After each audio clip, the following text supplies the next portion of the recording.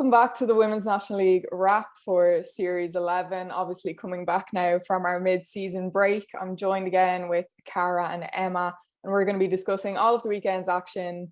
It was great to be back, great to have everyone back, and great to have fans back in the stadium as well for the games.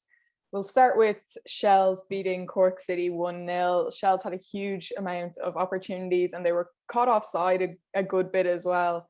Cara, I'll come to you first. Do you think if they're going to want to take points off Peamount next week, they're going to need to sharpen things up at the top a little bit?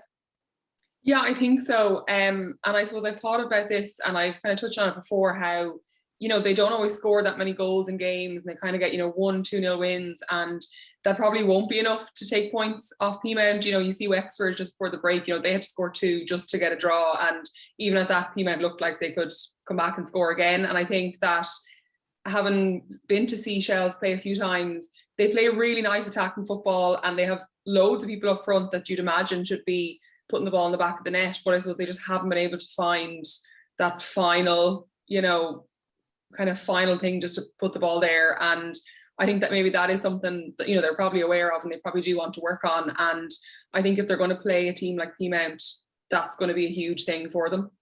Yeah, and you touched on it there. Wexford were able to get a draw off them the first time that Peamount dropped points all season. What do you think Shelburne need to do? I know you said there maybe like sharpen things up top, but is there anything else from that Wexford game that they could take and see, okay, this is how we can get Peamount? Yeah, I think that, Wexford really, they had the definition in the second half of like a never say die attitude, and they just wanted more than anything to get that ball into the back of the net.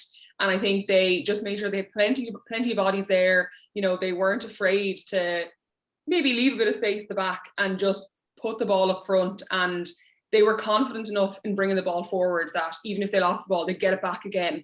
And they were pressing so hard on Peamount that they knew that, we can win the ball back and we can try and create chances.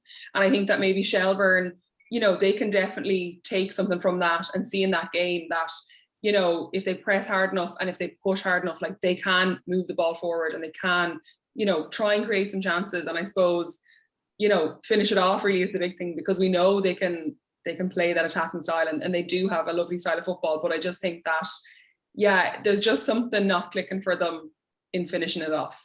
Yeah, and in our other 2 p.m. fixture, Bohemians and Galway drew 1-1.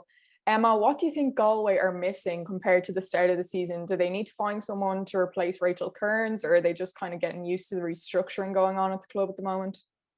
Yeah, I think it's hard to know. Maybe it's a little bit of both, Alice. I suppose, yeah, Rachel obviously had huge impact there at the start of the season, and then it's been hampered with injuries and obviously has commitments with the Mayo ladies footballers too. So it'd be no harm to have someone else in there, an out-and-out striker. But obviously, as you said, there's been lots of restructuring. Billy Cleary obviously gone, adjusting to management and changes, and then the mid-season break, obviously picking up from there again. So it's probably a little bit of a mixture of everything.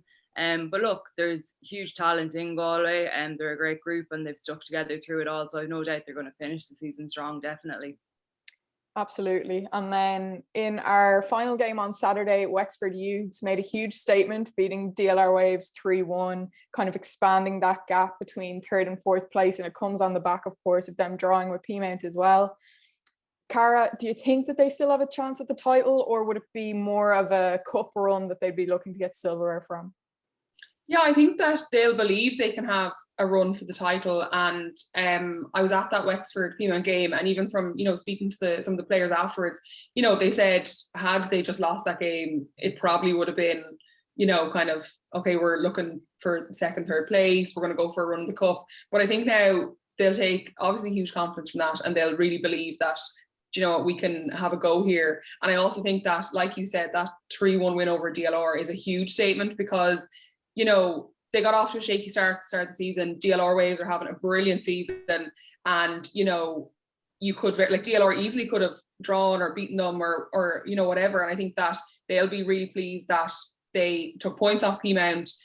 The mid-season break, you could nearly say some teams it mightn't suit the time it comes at, because they might get on a good run and they might want to not have to take a break, but they came back from the break, huge win over DLR.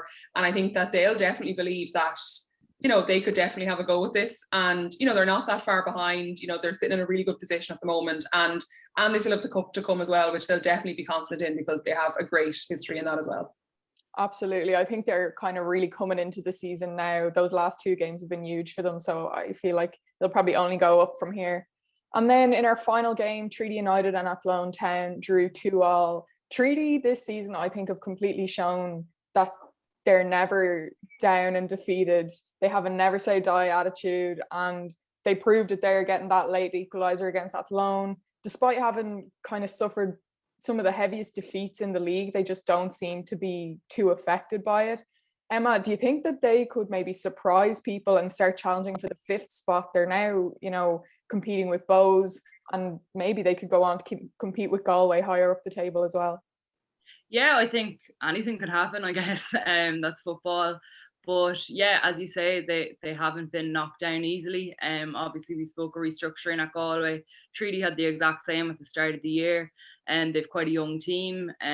But yeah, and you say they've shipped some heavy defeats, which a lot of players would have the heads down, but they do keep coming back. Fair play to them, full credit. So yeah, I do think they can challenge. And as I said, they do have a young team, and the good thing about young players is they're fearless, and I suppose they don't really get too weighed down by things, or they don't really buy into talk of big teams and big players, and they just concentrate on themselves. So yeah, I think anything could happen over the next few weeks, and definitely they have as good a chance as anyone to finish in that 5th spot. It's very competitive down there, and that's what you love to see.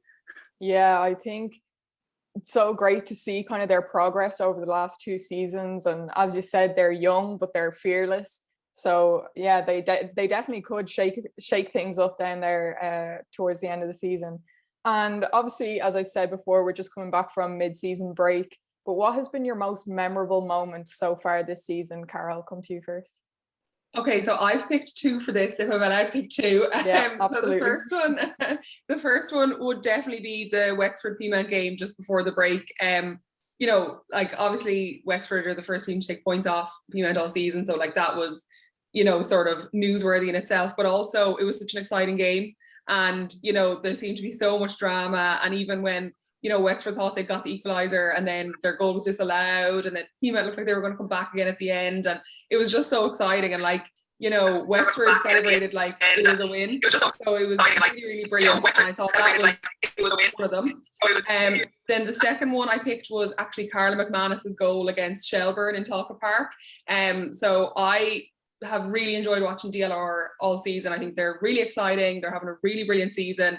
You love to see a team that's really making great progress in the league and is challenging those top teams. And I think her goal kind of summed it up. She came on as a substitute. She said that the management team were just telling her, whoever goes on, just try and score. And she scored such a brilliant goal from nearly the halfway line into the top left corner. And I just thought it was absolutely brilliant. And kind of what Emma was saying, these young players, they can be so fearless. And then, all it takes is a moment of magic like that to really turn a game in its head. And I know they lost the game in the end, but I just thought it was such a brilliant goal, and it was brilliant to be able to see it in the flesh as well, which is great. Absolutely. And Emma, what about you?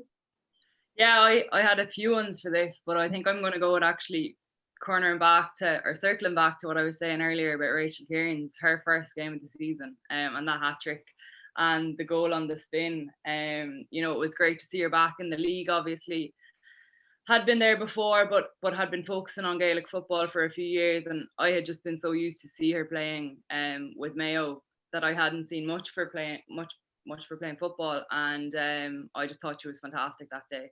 She really stood out for Galway, and really marked her return to the league on a high. So I thought that was fantastic. But I would definitely agree with Cara's 2 selections there too. But it's been a fantastic season. It's been brilliant so far, and it's fantastic to have it back now after the break. And as you say, with fans there, it all just adds to it. So really looking forward to the next few weeks, and hopefully we'll have a strong finish. Yeah, hopefully a few more memorable moments to come. So that is a wrap on Series 11. Thanks again, guys, for coming on and chatting with me. And hopefully I'll see you again soon.